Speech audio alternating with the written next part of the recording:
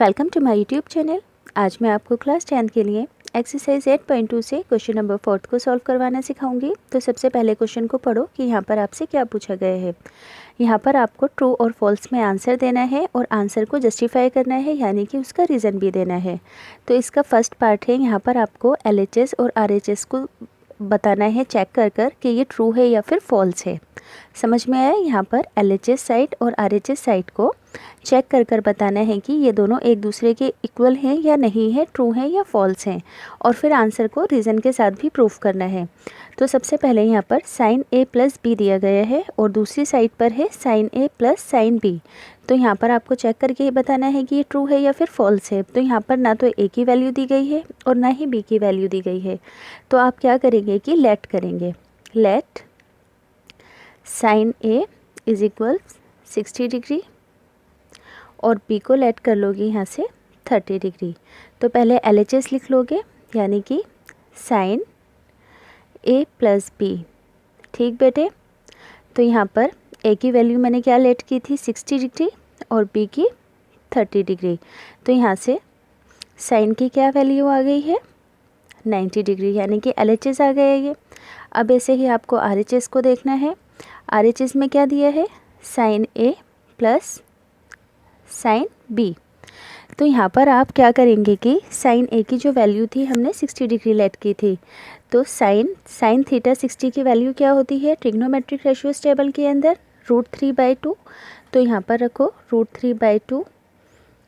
sin B की value क्या late की थी 30, तो sin 30 की वैल्यू क्या होती है 1/2। अब इन दोनों ही पार्ट का आप LCM ले लो। 2 और 2 का LCM क्या रहेगा 2, और इसी LCM वाले 2 को एक बार इंटू में √3/2 के साथ रखो। तो यहाँ पर क्या बचा √3। अब इसी तरह से ये जो LCM के अंदर 2 आया था, इसे इंटू में 1/2 के साथ रख दो। तो 2 से 2 कट होकर आया 1। तो यहाँ पर तो दोनों ही आंसर अलग अलग आए हैं, यानी कि LHS और RHS दोनों ही एक दूसरे के नॉट इक्वल है। तो आंसर क्या रहा इसका फॉल्स, क्योंकि LHS और RHS एक दूसरे के इक्वल नहीं है और यहाँ पर इक्वल बताए गए थे।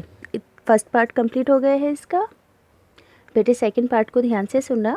The value of sine theta increase as theta increase, यानी कि यहाँ पर कहा गया है कि ये जो साइन थीटा की वैल्यू है, जैसे जैसे थीटा इंक्रीज़ होता जाता है वैसे वैसे उसकी वैल्यू भी इंक्रीज़ होती जाती है।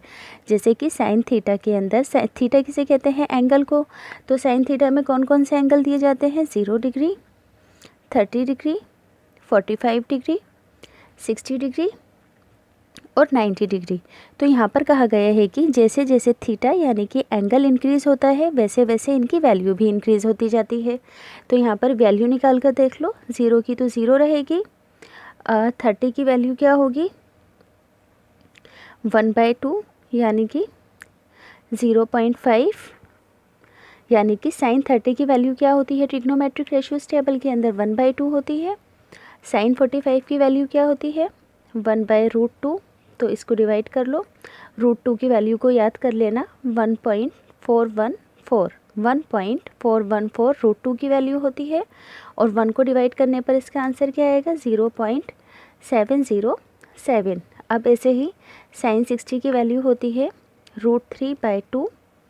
तो √3 की वैल्यू क्या होती है 1.732 एंड डिवाइडेड बाई 2।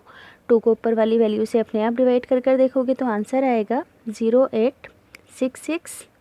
अब ऐसे ही साइन 90 की वैल्यू क्या होती है ट्रिग्नोमेट्रिक रेशियो टेबल के अंदर 1।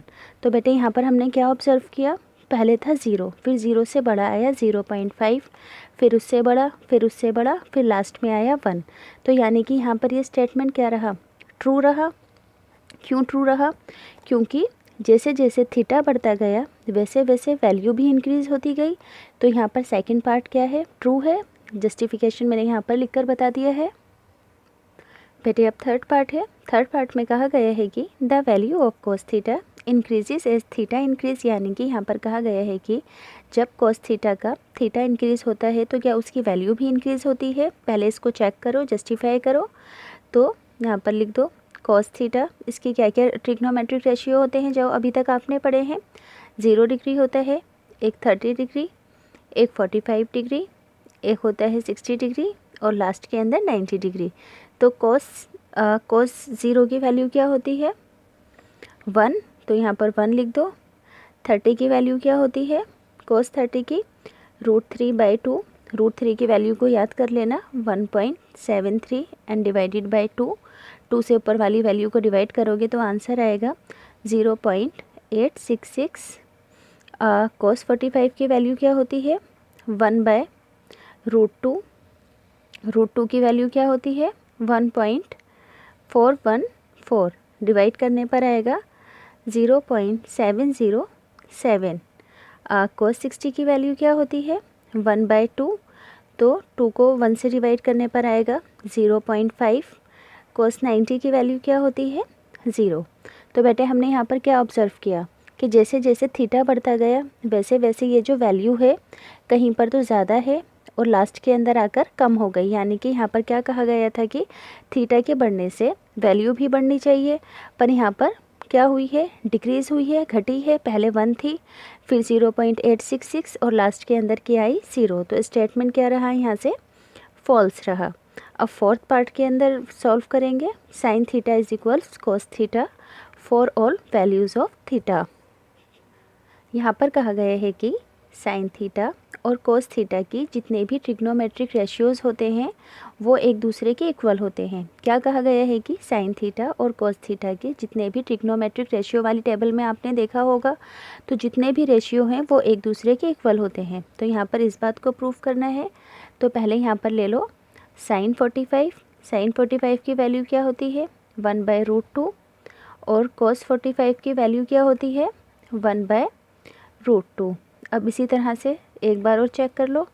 साइन 30 की वैल्यू होती है 1/2 और cos 30 की वैल्यू क्या होती है टेबल के अंदर √3/2। तो ये दोनों एक दूसरे के इक्वल नहीं है, यानी कि ट्रिग्नोमेट्रिक रेशियो टेबल में साइन और cos की वैल्यू एक दूसरे के इक्वल नहीं होती हैं, वो एक दूसरे के अलग अलग होती हैं। जैसे कि साइन 40 पर 1/√2 है और साइन 45 पर cos 45 पर 1/√2 है, पर साइन 30 और cos 30 की दोनों ही वैल्यू अलग अलग हैं। तो यहाँ से स्टेटमेंट क्या रहा फॉल्स रहा।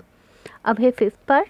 फिफ्थ पार्ट के अंदर क्या कहा गया है cot A is not defined for A is equal 0। यहाँ पर कहा गया है कि अगर यहाँ पर A 0 डिग्री है, cot A की वैल्यू 0 डिग्री है, तो क्या वो नॉट डिफाइन होगा।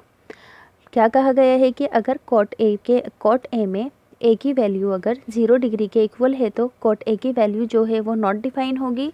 तो इसे सॉल्व करने के लिए क्या करोगे cot 0 यानी कि cot थीटा हो गया। यहाँ पर थीटा की जगह पर क्या है 0 है, तो cot 0 डिग्री किसके उल्टा होता है 1/tan 0 डिग्री के। तो बेटे 1/tan 0 क्या होता है 0 होता है। तो यहाँ पर डेनोमिनेटर के अंदर क्या आया है 0 आया है। और जैसे कि मैंने आपको बताया कि जब कभी डेनोमिनेटर के अंदर 0 आएगा वो वैल्यू क्या होगी नॉट डिफाइन होगी। ध्यान रखोगे कि जब कभी डेनोमिनेटर में 0 आएगा वो वैल्यू नॉट डिफाइन रहेगी। फिर से क्वेश्चन बता दूं कि यहाँ पर कहा गया है कि ये जो cot A है, cot A में A की वैल्यू अगर 0 डिग्री है तो क्या उसका आंसर नॉट डिफाइन होगा। तो यहाँ पर मैंने cot 0 डिग्री लिखा। cot का उल्टा क्या होता है फॉर्मूला 1/tan थीटा। थीटा की जगह पर 0 डिग्री लिखा। tan 0 डिग्री क्या होता है 0 होता है। तो जब डेनोमिनेटर के अंदर 0 आ गया तो वो वैल्यू क्या होगी नॉट डिफाइन होगी। तो स्टेटमेंट यहाँ से क्या रहा ट्रू रहा। तो बेटे क्वेश्चन नंबर 4 कंप्लीट हो गया है। अगर आपको अच्छे से समझ में आएगा तो प्लीज़ वीडियो को लाइक, सब्सक्राइब और शेयर ज़रूर करना।